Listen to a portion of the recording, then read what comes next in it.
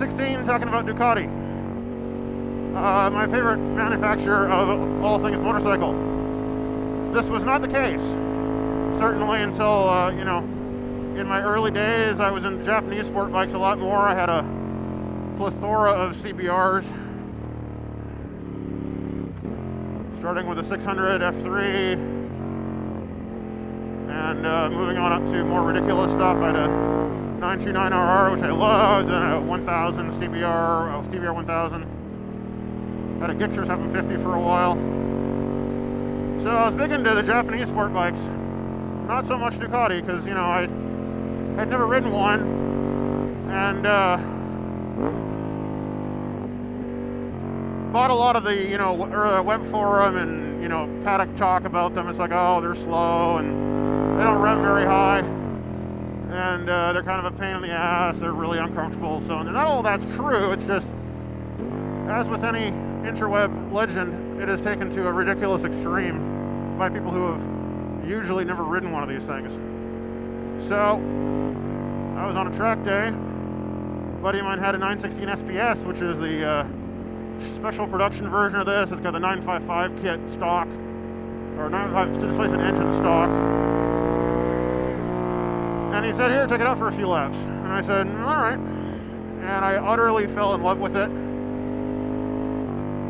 The sound, you know, grew on me. I wasn't a fan of the exhaust note initially. Now I love it, of course. But the biggest thing was the handling. It would just go right down. This was the first bike that had the tucked exhaust up under the seat, which, you know, set the trend for a very long time in sport bike design. And very light, nimble chassis, very revvy engine for a V-twin. And I couldn't believe it. It was like probably 2 seconds, god damn it, 2 seconds a lot faster than my CBR 1000 at the time with me on it. And that shouldn't be the case, and probably has a lot to do with my riding style, but it was kind of a match made in heaven. So, bought one about a week later, sold the CBR, paid a shitload of fucking money on top of it, and bought this, or not this 916, but a 916. Which I then subsequently destroyed at a track day. But this one I bought after that one, and I've had it ever since. I've had this bike for about 14 years, 13, 14 years. And, you know, another of the big things that people poo-poo about when we're talking Ducatis is maintenance, you know, reliability. And that's, you know, comes from the earlier bikes, like the 888 was kind of a nightmare with regard to electrical gremlins and whatnot. This one they got right. After this, you know, they're as reliable as a Japanese bike. Higher service intervals, sure, with the cam belts and whatnot, but still perfectly reliable. Love to get around this guy, but then I got a trike in front of me, so what the hell's the point? Alright, so anyway, the 916 was my gateway drug into the world of Ducati, and I really haven't looked back. I've owned a number of Ducks since, and I still have a couple of them.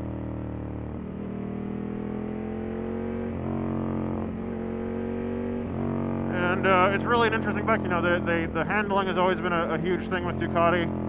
The vertical horizon claim to fame, and that's, you know, pretty close to accurate, frankly.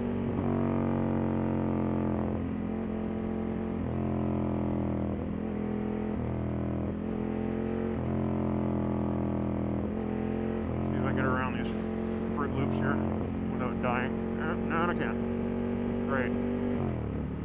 Alright, well, this is the one time I've ridden this road where it hasn't been a complete open, awesome road of doom. No, it's just a complete clusterfuck today, which sucks, but whatever. And if you don't know what I'm doing there, clapping my hands, that's just to wake them up a bit, because they get numb, especially on this bike.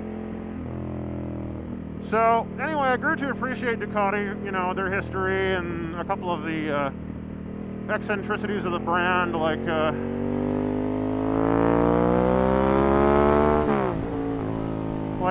Desmo system, Desmo valves. There's no valve springs, so there's little helper springs, but the actual valve actuation is all done by a cam and follower system, two little finger thingies.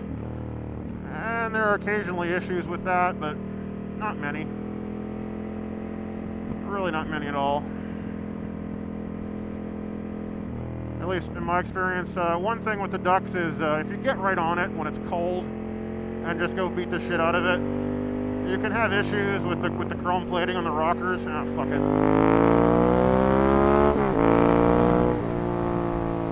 But if you warm it up, like most things Italian, you know, whether it's a Ferrari or a Lambo or what have you, if you warm it up, it's really not bad. You know, okay. Yeah, look before you walk, people.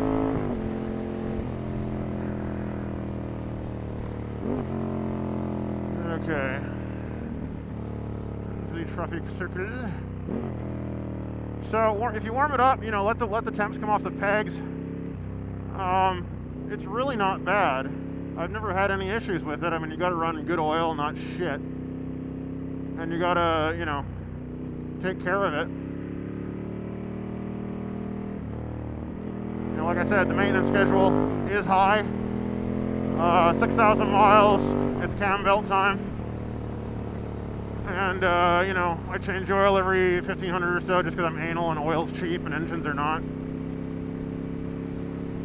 Stuff like that, but everything else, I mean, I've never really had anything break on it. Engine's been dead reliable, the transmission's been dead reliable, all the electronics, I mean, I've modified the electronics quite a bit to do stuff, like I put a HID low beam in it, and LED halo and stuff, just so you can see the bike better and also see better at night, because one thing about these bikes is you cannot see shit at night with the stock low beam. And the stator doesn't put out a whole lot of power, so anything you can do to... oh, don't do that. That right there is why they have slipper clutches. And I just fucked up there and locked up the rear tire for a second. Which is not something you ever want to do on a 916 or any Ducati pre-factory slipper clutch. Because you can squirt it out from behind you pretty easy. So, the reason I'm doing that is, you know, I tend to poo-poo slipper clutches quite a bit, just because I don't think they're really necessary, as long as you can ride the bike competently. I don't think she was trying to take a picture at me, but she probably just got one all the same. Anyway, a slipper clutch will keep you from locking the rear wheel up on deceleration like that, which I just did almost.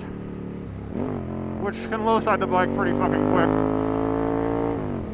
Now, if you give it a blip when you're downshifting, it'll never lock it up. You know, you're fine. That's what we'd like to call riding the bike properly.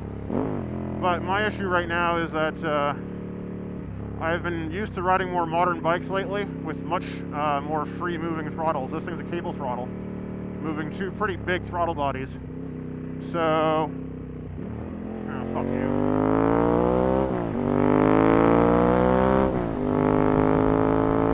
So it takes a bit of a yank, plus when my hands are numb, it's a bit more effort to blip the throttle than on more modern bikes I've been riding more recently. Usually not a problem if you're used to the bike, and again, you know how to ride the thing. You don't really need a slipper clutch. But if you're not, and you're a bit of a limp wrister with the rev matching, or you're just not very good at it, a slipper clutch will save your ass quite readily. But if you blip it properly like that, you don't really need one. I think they're largely unnecessary on street-driven bikes. Completely unnecessary on track bikes. I mean, a lot of guys swear by them, but I'm not one of them. So Ducati, yeah, I mean, we had a turbulent initial relationship. Fell in love, got bitten, fell more in love. And these days they're my go-to manufacturer for all things sport bike and many other things too. I mean, some things it takes kind of Ducati to get me interested in them. Like I really don't like cruisers at all. But when the Dival came out, I rode one and it's like, you know what? This isn't fucking half bad. I'd ride this shit. I don't think I'd buy one. But definitely ride one, and I have a couple of different ones, and I like them quite a bit.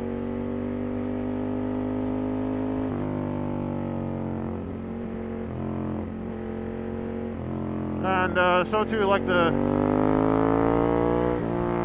Street Fighter type bikes.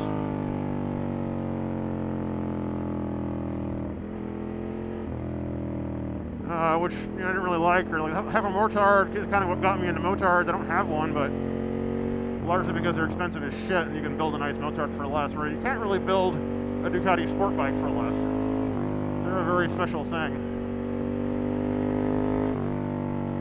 Alright, I'm going to shut up for a minute and just let you listen to this thing.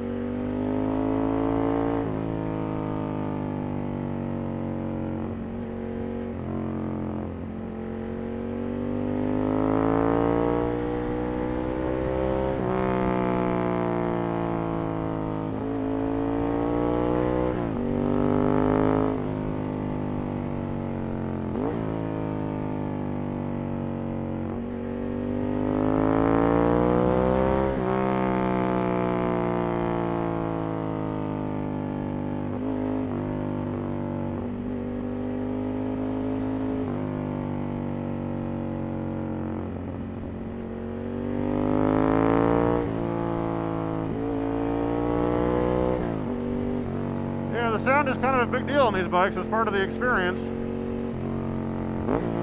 Makes a lot of the little annoyances kind of melt away. Like the fact I can't feel my hands for shit. That's kind of annoying. There's a riser. I think I'll just go nice and slow here. Nothing to see here. No, motorcycle's going very fast. None of that.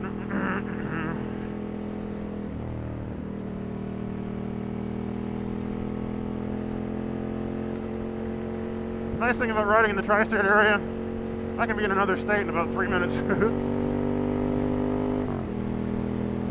So anyway, that's my little brief introduction to Ducati and what I love about them. Hey, you like my videos? Well, subscribe to the channel then. Hit the like button. And if you want to comment, tell me what kind of an idiot I am, go over to leonloco.com and let me know. Yeah.